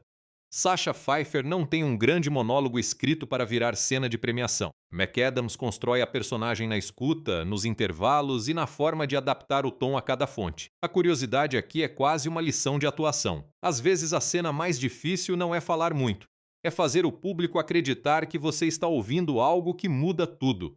Stanley Tucci, como Mitchell Garabedian, aparece relativamente pouco, mas seu personagem concentra uma tensão enorme. Garabedian é um advogado que passou anos representando vítimas e enfrentando descrença. Ele não confia automaticamente no jornal e não parece interessado em agradar ninguém. Essa escolha é importante porque impede que o filme transforme a investigação numa história em que os repórteres chegam como salvadores e todos imediatamente colaboram. Confiança precisa ser conquistada, especialmente quando tanta gente já foi ignorada. Há também um detalhe muito bom na maneira como o filme representa a tecnologia. A história se passa em 2001 e os computadores, celulares e bancos de dados ainda têm um papel bem diferente do atual. Os repórteres imprimem coisas, usam listas telefônicas, consultam arquivos físicos e dependem de encontros presenciais. Isso não é só decoração de época. Mostra por que o trabalho de cruzar informações exigia tanta persistência. Hoje, algumas buscas seriam feitas em minutos. Outras continuam difíceis, porque o principal obstáculo nunca foi só tecnológico. É alguém decidir esconder, negar ou não falar. O filme foi lançado depois de estrear no Festival de Veneza de 2015 e ganhou força durante a temporada de prêmios.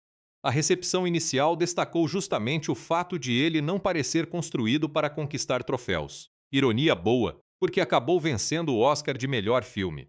Talvez essa aparente falta de ambição performática tenha sido uma de suas maiores armas. Spotlight não pede que você admire sua importância. Ele mostra o trabalho e deixa que a importância apareça. Outra curiosidade é a relação do longa com filmes clássicos de jornalismo. Ele conversa com todos os homens do presidente, principalmente pelo interesse no processo de apuração, mas não imita seu estilo. O filme sobre Watergate tinha uma energia política muito ligada a Washington e ao poder nacional. Spotlight trabalha com uma cidade, uma igreja local e uma rede social íntima. O alcance é enorme, mas o ponto de partida é quase doméstico. Pessoas sabem umas das outras, frequentam os mesmos lugares e evitam confronto para não romper laços.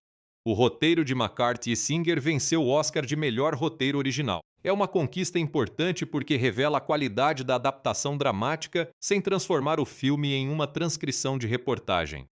O texto encontra uma estrutura limpa, diferencia vozes e consegue explicar um caso complexo com clareza. Ao mesmo tempo, não usa diálogos como palestra. As informações surgem porque alguém precisa entender, contestar ou confirmar algo. Existe uma curiosidade mais amarga no próprio método da investigação. Os jornalistas precisaram procurar não apenas vítimas, mas sinais de um padrão administrativo. Isso inclui rastrear padres transferidos, lugares onde moravam e documentos que pudessem demonstrar conhecimento por parte da arquidiocese. A descoberta não dependeu de uma única prova milagrosa. Foi a soma de relatos, registros e decisões que desenhou o quadro. Essa é uma das razões para o filme ser tão útil como retrato de jornalismo. Ele lembra que grandes histórias costumam ser montadas por acúmulo. Também vale prestar atenção em como as cenas de entrevistas evitam a trilha sonora.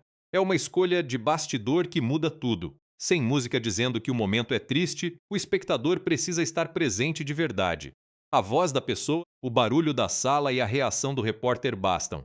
Essa simplicidade foi deliberada e mostra um respeito enorme pelo conteúdo dos depoimentos. As curiosidades de Spotlight não servem para tornar uma história dolorosa mais leve. Servem para revelar o cuidado de uma equipe que entendeu o peso do material. A produção pesquisou, ouviu e escolheu não transformar a investigação em entretenimento fácil. Mesmo os detalhes mais de cinema, o elenco afinado, a redação recriada, o telefone tocando no final, existem para lembrar que por trás de cada dado havia uma pessoa tentando ser ouvida. E talvez a curiosidade mais impressionante seja essa. Um filme com poucos efeitos, sem romance central, sem ação e sem um herói solitário conseguiu prender tanta gente. Ele prova que uma história pode ser envolvente quando respeita a inteligência do público. Bastam personagens críveis, perguntas importantes e a coragem de acompanhar o trabalho até onde ele leva. Quando o Spotlight, Segredos Revelados, chegou ao público, a recepção foi quase tão cuidadosa quanto o próprio filme. Críticos perceberam que não estavam diante de um drama jornalístico barulhento, e sim de uma obra que confiava na precisão. A atuação do elenco, o roteiro e a direção foram elogiados justamente pela capacidade de sustentar tensão sem transformar abuso em espetáculo. O filme estreou com distribuição relativamente pequena, mas o boca a boca fez a história crescer. O orçamento girava em torno de 20 milhões de dólares.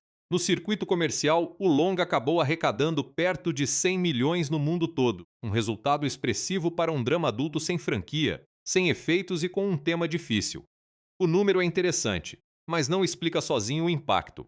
Muita gente saiu da sessão querendo conversar sobre jornalismo, igreja, responsabilidade e silêncio. O filme não terminava quando os créditos começavam. Ele continuava nas perguntas que provocava.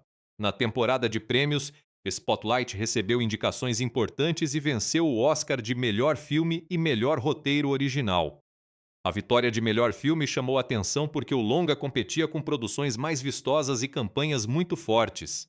Não foi um prêmio para a obra mais barulhenta da temporada. Foi um reconhecimento a uma narrativa paciente, feita de diálogos e documentos. Michael Keaton, Mark Ruffalo, Rachel McAdams e o restante do elenco também receberam indicações e elogios, mesmo quando não levaram a estatueta. O reconhecimento do roteiro é especialmente justo. McCarthy e Josh Singer precisaram condensar uma investigação de enorme escala sem perder a clareza. Eles encontraram uma forma de explicar o que era necessário por meio de cenas de trabalho. Ninguém interrompe a narrativa para dar uma aula sobre direito canônico ou processos civis. As informações aparecem porque os personagens precisam delas para decidir o próximo passo. Isso torna o público parte da equipe. A gente entende ao mesmo tempo que os repórteres entendem. O impacto cultural também passou pela maneira como o filme reposicionou a conversa sobre a imprensa. Em uma época de desconfiança generalizada, Spotlight mostrou um tipo de jornalismo que não depende de opinião instantânea nem de indignação performática. Depende de checar, ouvir e aguentar o tempo necessário para publicar algo que tenha sustentação. Isso não significa que o filme ache jornais perfeitos. Pelo contrário, ele reconhece erros e omissões. A defesa é do método, não da instituição como santo intocável.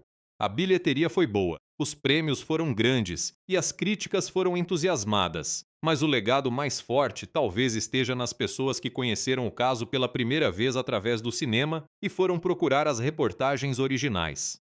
Muitos espectadores leram a investigação do Globe, acompanharam trabalhos de sobreviventes e entenderam que a matéria de 2002 não foi um evento isolado. O filme funcionou como porta de entrada para uma história que não deveria ficar restrita a arquivos de jornal. Mesmo com essa limitação, a recepção mostrou que o público estava disposto a acompanhar uma história sem atalhos. A tensão não dependia de saber se alguém escaparia numa perseguição. Dependia de saber se um documento seria aberto, se uma fonte aceitaria falar, se a equipe conseguiria provar a conexão entre os casos. Isso diz muito sobre o poder da narrativa quando ela respeita o material. A vida real já tinha suspense suficiente. O filme só precisou organizá-lo. A grande cena final com telefones tocando continua sendo minha favorita. Não porque seja uma celebração do jornal. O que me pega é a mudança de sentido daquele som. No começo, telefone é obstáculo, uma fonte que não retorna, um advogado que não confia, uma ligação que precisa ser repetida. No fim, ele vira passagem. Pessoas que estavam isoladas encontram uma entrada. O mesmo objeto cotidiano passa de símbolo de frustração a instrumento de possibilidade. Para quem assiste hoje, o filme pode funcionar como alerta sobre qualquer autoridade cercada de reverência. Quando uma pessoa ou instituição é tratada como incapaz de errar, os mecanismos de proteção ficam perigosos. A pergunta não é se alguém merece respeito. A pergunta é se esse respeito continua existindo quando surge uma denúncia. Confiança saudável suporta investigação. Confiança usada para impedir perguntas se transforma em blindagem. Spotlight também oferece uma reflexão sobre comunidade. Os abusos foram possíveis porque havia proximidade. Padres conheciam famílias, escolas, vizinhos e rotinas. Essa proximidade deveria proteger crianças. Em vez disso, facilitou o silêncio. O filme mostra que pertencer a um grupo pode trazer cuidado, mas também pode criar pressão para não expor problemas. Comunidade não é apenas solidariedade, é a responsabilidade de não sacrificar uma pessoa para preservar a aparência de harmonia. Não dá para falar do legado sem falar dos sobreviventes. O longa faz questão de mostrar que a reportagem abriu uma porta, mas não fechou a história. Algumas vítimas continuaram buscando justiça. Outras precisaram lidar com memórias reativadas. Muitas comunidades passaram a discutir protocolos, responsabilização e proteção de menores. Nada disso apaga o que aconteceu. O máximo que uma obra pode fazer é ajudar a manter a atenção no lugar certo, em quem sofreu e em como impedir que aconteça de novo. Quando penso na recomendação, ela é sincera e simples. Assista. Mas assista preparado para um filme que pede paciência e atenção. Não é uma sessão para deixar como barulho de fundo. As informações chegam em conversas e uma frase pequena pode mudar todo o quadro. Vale ouvir o que os personagens não dizem, observar quem tenta mudar de assunto e perceber como a linguagem pode esconder ou revelar responsabilidade. Também vale assistir sem a expectativa de sair satisfeito. Spotlight não entrega a sensação fácil de que o mal foi derrotado. A matéria é publicada, o silêncio é rompido e ainda assim existe um caminho enorme pela frente. Essa falta de conforto é parte do valor. Um filme sobre justiça que terminasse com tudo resolvido estaria mentindo. O máximo que a investigação consegue é colocar fatos à luz e dar às pessoas mais condições de exigir respostas. O título em português fala em segredos revelados, mas o filme vai além da revelação. Ele mostra o trabalho necessário para que um segredo deixe de ser propriedade de poucos e se torne conhecimento público. Revelar é publicar. Responsabilizar é insistir depois da publicação. Proteger é criar estruturas que não permitam a repetição. A reportagem foi um começo, não uma linha de chegada. E talvez essa seja a reflexão que fica quando a tela escurece. Quantas histórias estão ao nosso redor sendo tratadas como casos isolados porque ninguém quer juntar as peças? A pergunta não exige que todo mundo vire repórter. Exige atenção. Exige que a gente não descarte uma denúncia só porque a pessoa acusada é querida, poderosa ou importante para nossa própria identidade. Exige disposição para ouvir antes de defender. Spotlight. Segredos Revelados não é um filme perfeito porque nenhum filme sobre uma tragédia tão ampla poderia ser. Mas é uma obra profundamente honesta sobre como a verdade avança. Ela avança quando alguém pergunta por que um processo foi fechado, quando uma fonte decide confiar, quando um editor não aceita uma resposta conveniente, quando uma equipe entende que um número representa pessoas, quando uma redação publica sabendo que a próxima ligação pode trazer uma história ainda mais difícil. No fim, o que permanece não é a imagem de jornalistas como salvadores. É a imagem de pessoas fazendo o trabalho necessário para que outras pessoas não precisem continuar sozinhas. E isso, para mim, é o que torna o filme tão forte. Ele não promete que a luz elimina a escuridão. Mostra que a luz permite enxergar onde a escuridão estava sendo usada como proteção. Se você ainda não viu, escolha um momento em que possa prestar atenção. Deixe as conversas acontecerem, deixe as pausas incomodarem e acompanhe cada descoberta sem procurar atalhos. Depois, procure as reportagens reais, leia os relatos dos sobreviventes e lembre que o filme é uma porta, não a casa inteira. A história continua fora da tela, nas instituições que precisam prestar contas e nas pessoas que merecem ser ouvidas. E, quando alguém disser que uma denúncia deveria ser esquecida para preservar a reputação de uma comunidade, lembre do que Spotlight ensina. Reputação não pode valer mais que segurança. Silêncio não é paz. E uma pergunta insistente, feita com cuidado, pode ser o primeiro passo para que a verdade finalmente encontre espaço hoje. Tem uma camada que merece mais atenção. O filme mostra que jornalismo investigativo não é apenas descobrir uma informação escondida, é decidir como lidar com ela depois que aparece. Encontrar um documento não autoriza ninguém a publicar tudo sem critério. Ouvir uma vítima não dá ao repórter direito de assumir sua voz. O trabalho exige uma combinação difícil de curiosidade e limite. Você precisa continuar perguntando, mas precisa saber quando a pergunta está ajudando a esclarecer e quando está exigindo de alguém uma exposição que ela não consegue suportar. Sasha representa muito bem esse dilema. Ela precisa compreender detalhes para que a matéria seja precisa, mas entende que precisão não é sinônimo de invasão. Uma fonte pode contar só uma parte, pode pedir anonimato, pode voltar atrás, pode se emocionar e encerrar a conversa. Nada disso transforma a pessoa em fonte ruim. Apenas mostra que o relato pertence primeiro a quem viveu aquilo. O jornalista recebe uma responsabilidade temporária: traduzir uma experiência privada em informação pública sem arrancar dela sua humanidade. Esse cuidado parece simples quando falado, mas fica muito mais difícil na prática. Uma redação trabalha com prazos, concorrência e pressão por impacto. Uma história de abuso chama atenção porque é grave, e existe sempre o risco de que a gravidade vire mercadoria. Spotlight. Segredos Revelados se protege desse risco ao não usar as entrevistas como pico de entretenimento. As conversas não existem para que o espectador se sinta chocado e satisfeito.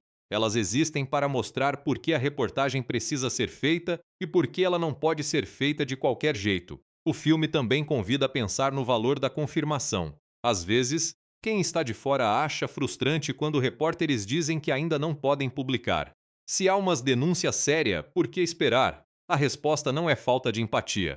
Uma acusação publicada sem base suficiente pode ser atacada, desmontada e usada para desacreditar outras vítimas. Apurar com rigor é uma forma de proteger a pessoa que falou. Não elimina todos os riscos, mas reduz a chance de que sua experiência seja tratada como boato por quem tem mais recursos para se defender. Marty Baron entende isso sem perder a dimensão humana. Ele não pede que a equipe espere porque prefere uma matéria maior para o jornal. Pede porque percebe que a história sobre um padre pode ser absorvida pelo sistema como um acidente isolado. Quando a matéria demonstra uma rede de transferências e encobrimentos, a discussão deixa de caber numa desculpa individual. A diferença entre esses dois enquadramentos tem consequência real. Um caso isolado pode provocar escândalo e desaparecer. Um padrão obriga instituições a responder por seus procedimentos. Essa insistência em olhar para o padrão é útil muito além da história retratada. Em casos de assédio, violência policial, fraude, trabalho precário ou discriminação, uma experiência individual pode ser recebida como exceção. Quando outras pessoas falam, quando documentos aparecem e quando decisões semelhantes se repetem, torna-se possível enxergar uma estrutura. Isso não diminui a dor do caso inicial. Pelo contrário, dá a ele um contexto que explica por que tantas pessoas sentiram que não seriam acreditadas. O longa evita uma armadilha comum em narrativas sobre denúncia, a ideia de que falar sempre produz alívio imediato. Para muita gente, falar pode trazer medo, vergonha, conflito familiar e sensação de perda de controle. Algumas vítimas precisam de tempo. Outras nunca desejarão se expor. O respeito por essa escolha deveria ser básico. A sociedade costuma exigir um depoimento perfeito, cronológico, emocionalmente convincente e público antes de aceitar uma acusação. Mas trauma não organiza memória para atender à expectativa de um tribunal ou de uma plateia. Também há uma lição sobre fontes difíceis. Garabedian parece hostil no começo porque já viu o sistema falhar com seus clientes e porque conhece o preço de uma matéria incompleta. O filme não tenta tornar essa resistência inconveniente para o público. Ela é racional. Profissionais que lidam com pessoas vulneráveis aprendem a desconfiar de quem chega prometendo atenção. O jornal precisa demonstrar na prática que não vai desaparecer na primeira dificuldade. Confiança não nasce de um cartão de visita. Nasce de retorno, precisão e persistência. Em uma cultura acostumada a respostas imediatas, esse aspecto de Spotlight ganhou ainda mais força. Hoje, uma informação pode circular antes de qualquer checagem e uma reação pode se espalhar antes de alguém conhecer os fatos básicos. O filme não é contra a velocidade em toda situação. Há notícias urgentes que precisam ser dadas rapidamente, mas ele faz uma defesa necessária da reportagem que não pode ser comprimida. Certas histórias exigem meses porque as pessoas precisam decidir se falam. Os documentos precisam ser obtidos e as conexões precisam ser testadas. Mas pressão pública sem cuidado pode produzir outro tipo de injustiça. É fácil transformar qualquer conversa séria num espetáculo de acusações e torcidas. Spotlight aponta uma saída mais difícil: firmeza com prova. Não se trata de acreditar cegamente em quem é mais poderoso nem de tratar toda suspeita como sentença final. Trata-se de levar denúncias a sério o bastante para investigá-las com os recursos necessários. A presunção de inocência não pode virar presunção de silêncio, e a defesa de vítimas não pode dispensar a busca por fatos. As duas responsabilidades podem e devem coexistir. Outra coisa que o filme faz muito bem é separar fé de hierarquia. Para muitas famílias de Boston, a igreja não era apenas uma organização. Era memória, comunidade, ritual, apoio e pertencimento. A revelação dos abusos poderia parecer, para algumas pessoas, um ataque a tudo isso. O longa recusa essa falsa escolha. Defender crianças e sobreviventes não é atacar a fé. Questionar líderes não é desrespeitar quem encontra sentido em uma tradição. Na verdade, proteger uma instituição de perguntas necessárias pode ferir justamente as pessoas que acreditam nela de maneira sincera. Essa distinção serve para qualquer grupo. Uma escola pode fazer parte da história de uma família. Um clube pode representar uma cidade. Uma empresa pode dar emprego a milhares de pessoas. Uma ONG pode realizar trabalho importante. Nada disso concede imunidade. Quanto maior a confiança depositada numa organização, maior deveria ser sua disposição para prestar contas. Lealdade madura não é fingir que falhas não existem, é exigir que elas sejam enfrentadas. O arco de Robb ajuda a entender essa ideia em escala pessoal. Ele não é um inimigo da matéria, ele lidera a investigação. Mesmo assim, a história obriga que ele perceba como seu vínculo com Boston poderia ter limitado sua visão antes. Essa percepção não o torna hipócrita, torna-o humano. Todo mundo tem lugares, grupos e pessoas que prefere defender instintivamente. A questão é o que fazemos quando evidências entram em choque com esse instinto. Robb escolhe não fugir do incômodo. Essa é uma das mensagens mais difíceis de levar para fora do cinema. Muitas vezes é mais simples identificar silêncio no grupo dos outros do que no nosso. É fácil ver favoritismo quando uma instituição distante se protege. Mais complicado é perguntar se nossa própria comunidade dá espaço para denúncia, se nossos amigos escutam quem está vulnerável, se usamos frases como "isso não parece com ele" antes mesmo de entender o que ocorreu. O filme não acusa o espectador de nada específico. Apenas retira a desculpa de que silêncio é sempre problema de alguém distante. Há ainda uma dimensão de trabalho coletivo que vale guardar. O resultado da investigação depende de pessoas com capacidades diferentes. Mike tem impulso e faro, Sasha tem escuta, Matt organiza dados, Robb conhece o terreno e sustenta o grupo, Marty oferece distância e direção. Nenhuma dessas habilidades seria suficiente sozinha. A matéria existe porque cada pessoa aceita que precisa das outras. Em tempos de culto ao indivíduo excepcional, é reconfortante ver um filme que trata a colaboração como força, não como limitação. O reconhecimento dos prêmios, nesse sentido, tem uma ironia bonita. Spotlight ganhou o Oscar de melhor filme, que costuma ser lembrado como o prêmio máximo de uma obra. Só que o próprio longa mostra que grandes resultados raramente pertencem a uma única pessoa. O roteiro tem 2 autores, a direção depende de equipe, a reportagem é assinada por um grupo, os relatos vieram de sobreviventes, advogados e fontes.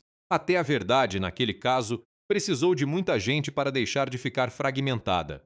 Quando a gente pensa no que pode fazer diante de histórias assim, talvez a resposta não seja grandiosa. Nem todo mundo terá acesso a documentos ou a uma primeira página.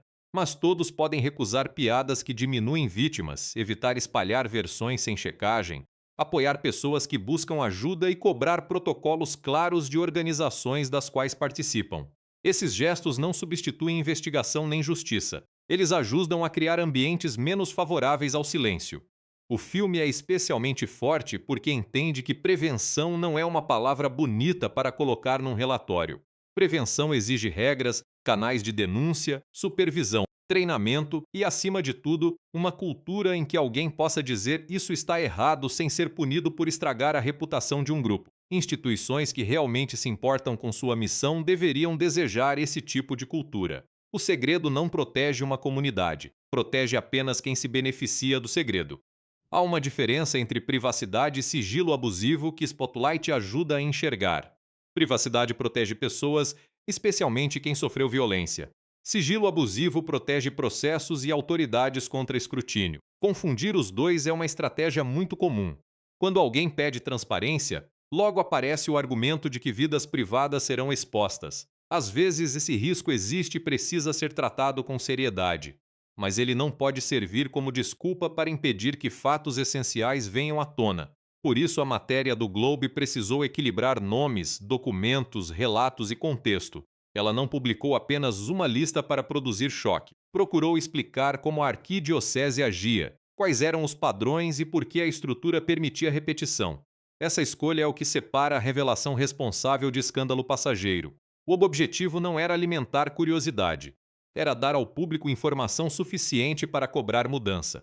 Depois de assistir, talvez a pergunta mais produtiva não seja quem é o herói, talvez seja o que tornou possível que tantos sinais fossem ignorados. Essa pergunta desloca a conversa do fascínio por indivíduos para a análise de condições. Quem controlava a informação? Quem tinha medo de falar? Que desculpas eram repetidas? Que estruturas permitiam transferir o problema de lugar? E quem lucrava, simbolicamente ou materialmente, com a preservação do silêncio? Ao fazer essas perguntas, o filme continua vivo. Ele não é apenas um registro de uma investigação premiada, é uma ferramenta para reconhecer padrões de poder. A partir daí, a responsabilidade começa antes da manchete.